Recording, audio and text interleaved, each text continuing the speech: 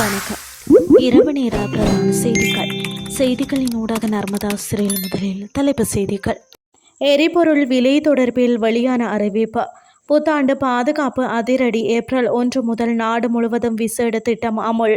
ஜெலன்ஸ்கிக்கு அதிரடி கொடுத்த Iran. Drone எதிர்ப்பு களஞ்சியம் தாக்கி அழிப்பு. இனி விரிவான செய்திகள். மாதாந்திர விலை திருத்தம் தொடர்பாக இந்த மாத இறுதியில் எந்த விலை திருத்தமும் இருக்காது என்று இலங்கை பெட்ரோலிய கூட்டுத்தாபனம் தெரிவித்துள்ளது. கொழும்பில் இன்று நடைபெற்ற ஊடக சந்திப்பில் பங்கேற்றிய போது அதன் கூட்டுத்தாபனத்தின்படி டிஜே ராஜகருண இதனை கூறியுள்ளார். எவ்வாறாயினும் உலக சந்தையில் நிலவும் கச்சா எண்ணெய் விலையின் அடிப்படையில் விலை திருத்தம் குறித்து அரசாங்கம் முடிவெடுக்கும் என்று அவர் கூறியுள்ளார். இதற்கிடையில் எரிபொருள் ஒதுக்கீட்டுக்கான புதுப்பிப்பு இன்று நள்ளிரவில் மேற்கொள்ளப்படும் என்றும் அவர் மேலும் குறிப்பிட்டுள்ளார்.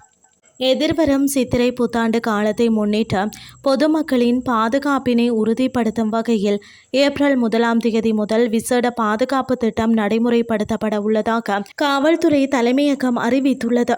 போக்குவரத்து பிரிவு மற்றும் வீதி பாதுகாப்பு தொடர்பான பிரதி காவல்துறை மா அதிபர் WPJ சேனாதீர இது குறித்த கருத்து வெளியிடுகையில், புத்தாண்டு காலத்தில் பொதுமக்களின் நடமாட்டம் அதிகரிப்பை கருத்தில் கொண்டு மேலதிக அதிகாரிகள் பணியில் ஈடுபடுத்தப்பட உள்ளதாக குறிப்பிட்டார். கொழும்பு உள்ளிட்ட பிரதான நகரங்களின் தொடருந்து நிலையங்கள் மற்றும் பிரதான பேருந்து நிலையங்களை மையப்படுத்தி விசேட பாதுகாப்பு மற்றும் போக்குவரத்து கட்டுப்பாடுகள் முன்னெடுக்கப்படும். பொருட்கள் கொள்வனவு செய்ய நகரங்களுக்கு வருபவர்கள் மற்றும் கிராமங்களுக்கு செல்லும் மக்களின் பாதுகாப்பை உறுதிப்படுத்த காவல்துறை மா அதிபரினால் விசேட அறிவுறுத்தல்கள் வழங்கப்பட்டுள்ளன. ஏப்ரல் 1 முதல் ஆரம்பமாகும் இந்த திட்டம் புத்தாண்டு கொண்டாட்டங்கள் முடிந்து பொதுமக்கள் மீண்டும் நகரங்களுக்கு திரும்பும் வரை தொடர்ச்சியாக அமலில் இருக்கும்.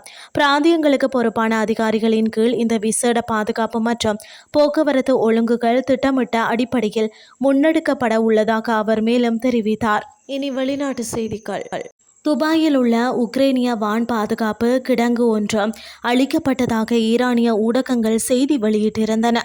உக்ரைனின் வெளியுறவு அமைச்சக செய்தி தொடர்பாளர் கெர்கி திக்கி பத்திரிகையாளர்களுக்கு அனுப்பிய செய்தியில் இந்த அறிக்கையை மறுத்துள்ளார். இது ஒரு பொய். இந்த அறிக்கையை நாங்கள் அதிகாரப்பூர்வமாக மறுக்கிறோம்.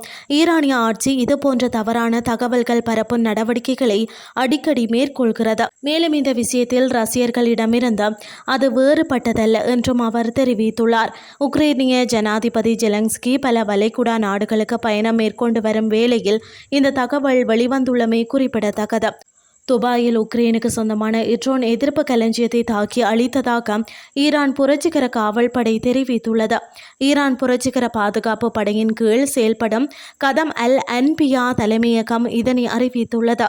அதன்போது அமெரிக்க இராணுவ தளபதிகள் மற்றும் படையினர் தங்கியிருந்த இடங்கள் இலக்காக எடுக்கப்பட்ட போது அமெரிக்க படைகளுக்கு உதவுவதற்காக உக்ரைன் சார்பில் துபாயில் அமைக்கப்பட்டிருந்த ட்ரோன் எதிர்ப்பு அமைப்பு களஞ்சியம் தாக்கப்பட்டு அழிக்கப்பட்டது என கூறப்பட்டுள்ளது.